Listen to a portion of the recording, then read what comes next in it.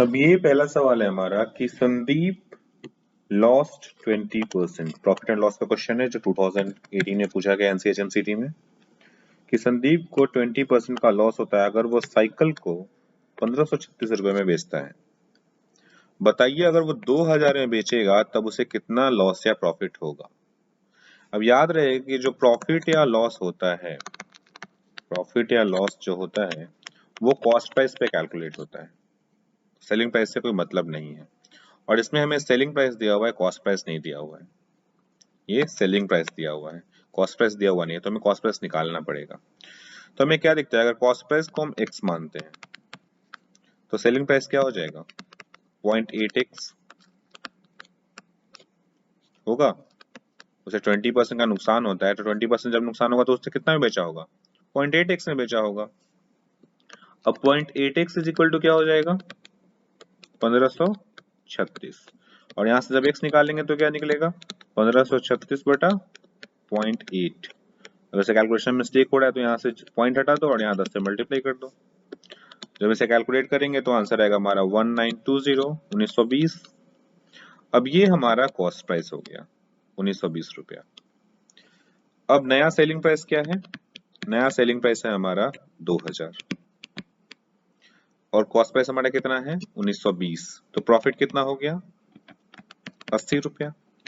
तो परसेंटेज में प्रॉफिट कितना निकलेगा, परसेंट प्रॉफिट कितना होगा 80 बटा 1920 गुना 100। जब इसे कैलकुलेट करेंगे तो हमारा कितना आ जाएगा, ये आ जाएगा कैलकुलेट करके 25 बटा 6। अगर इसे कैलकुलेट करेंगे तो अब इसे हम चेंज करेंगे तो कितना आ जाएगा 4 होल 1/6 और हमारा बी ऑप्शन आंसर हो जाएगा। क्लियर है। याद रहे कि अगर कॉस्ट प्राइस दिया हुआ है और लॉस दिया हुआ है तो कॉस्ट प्राइस हमारे पास सेलिंग प्राइस कैसे निकलता है, selling price equal to cost price minus loss. और लॉस कितना है 0.2%, मतलब 0.2 टाइम्स ऑफ कॉस्ट प्राइस, मतलब 0.2x। तो यहाँ से हमारा 0.8x सेलिंग प्राइस निकल गया, उससे हमने कॉस्ट प्राइस निकाल दिया। जो कॉस्ट प्राइस निकल गया और नया सेलिंग प्राइस हमारे पास है तो वहां से प्रॉफिट निकल गया और फिर प्रॉफिट परसेंट निकाल दिया हमने। ओके, दूसरा सवाल देखते हैं। ये थोड़ा टफ सवाल है, टफ नहीं है, कॉम्प्लेक्स एक्चुअली। 2017 में पूछा गया है और ये कहता है कि due to a reduction of इतना percent 25/4% in price of sugar, a person is able to buy 1 kg more in 120 rupees। ठीक है, ये कह रहा है कि मान लो पहले वो 10 केजी खरीदता था 120 रुपया में, तो जब प्राइस घट गया 25/4% तब वो 11 केजी खरीद पाता है 120 रुपया में ही। ये सवाल है इस तरह का, ये मैंने समझाने के लिए लिया है वैल्यू, ऐसा एक्चुअल वैल्यू नहीं है। तो इसे कैलकुलेट करने के लिए हमें अज्यूम करना पड़ेगा कुछ, थोड़ा सा टफ है क्योंकि इसका जो कैलकुलेशन है वो पॉइंट वाइज में आ रहा है। तो हम एक चीज देख सकते हैं कि क्या है कि सारा जो आंसर है वो 8 और 7 के बीच में वैरी कर रहा है। क्लियर है। तो हम कैलकुलेशन करके देख सकते हैं। मान लेते हैं कि 120/8 पहले खरीदता हो। पहले मान लो कि वो इसे अगर कट करेंगे तो आ जाएगा ऊपर 30, 4 से और नीचे 2, 15। मान लो कि पहले 15 केजी खरीदता था वो, तो अब अगर 16 केजी खरीदेगा तो 120/16 आंसर होना चाहिए। और जब हम 120/16 करते हैं तो आंसर कितना आएगा 7.5। एक तो ये सीधा हमने गेस करके निकाल दिया कि 7 और 8 के बीच में आंसर है, तो 120/7 जब करेंगे तो ये कम्प्लीटली डिवाइड ही नहीं कर पाएगा, तो 120/8 कर देते हैं तो हमारा 15 केजी आ जाता है। पहले वो 15 केजी खरीदा था, अब वो 16 केजी खरीदता है तो 7.5 रुपए पड़ेंगे, तो ये हमारा आंसर हो जाएगा। क्लियर है। एक ये अप्रोच हो सकता है हमारा सॉल्व करने का।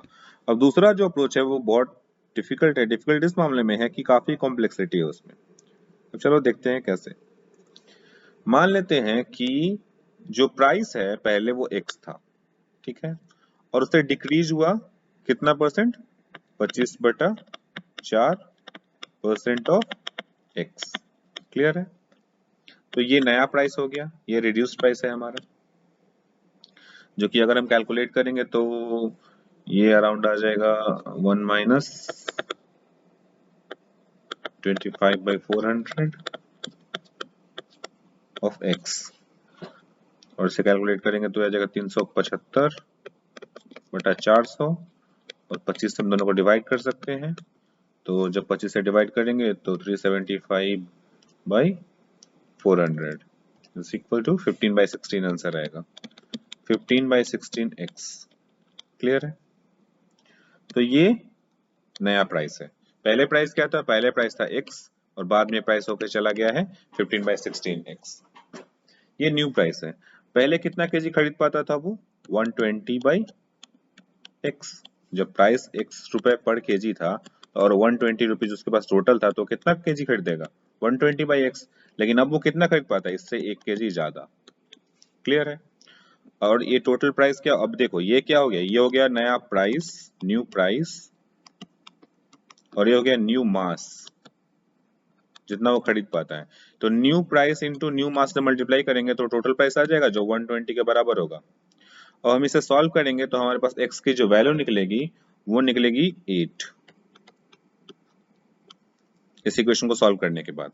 और जब हम इसी को 15/16x निकालेंगे तो हमारे पास जो आंसर आएगा वो आएगा 7.5। तो दूसरा जो अप्रोच है वो इस तरह से होते हुए लंबा जाएगा। क्लियर है?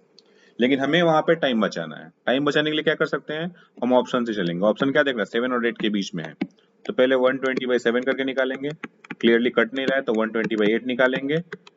ये कट के 15 आ रहा है, तो पहले 15 केजी लेता था, बाद में 16 केजी ले रहा है, तो आंसर 7.5। ये सीधा पुराने अप्रोच से निकाल सकते हैं। ओके, अब ये तीसरा क्वेश्चन देखते हैं। क्या कहता है कि हमारे पास दूध लिया हमने, और उस दूध में हमने पानी मिलाया, और फिर हमने बेच दिया, और हमें 20% का फायदा होता है। ठीक है?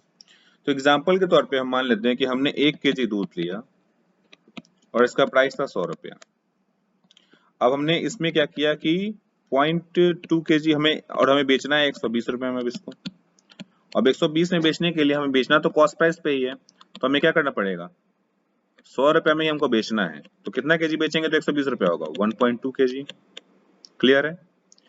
1.2 केजी हमें, मतलब 0.2 केजी हमें पानी मिलाना पड़ेगा। क्लियर है? तो कितना में 0.2 केजी पानी मिलाना पड़ेगा? 1 केजी में। तो रेशियो क्या होगा इसका? तो 1/0.2 कर सकते हैं, मतलब कि 20% हमें पानी मिलाना पड़ेगा। सॉरी, ये मत देखो, 20% हमें पानी मिलाना पड़ेगा। अब 20% पानी का मतलब क्या होगा? 20% पानी का मतलब 1:5। 20% को अगर चेंज करें हम तो 20/100, मतलब 1/5, मतलब 1:5 हमारा आंसर होगा। 1:5 क्या? 1 पार्ट पानी मिलाना पड़ेगा पर 5 पार्ट वाटर में, सॉरी मिल्क में।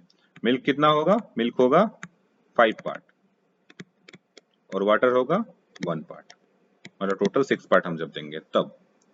तो आंसर होगा 1:5।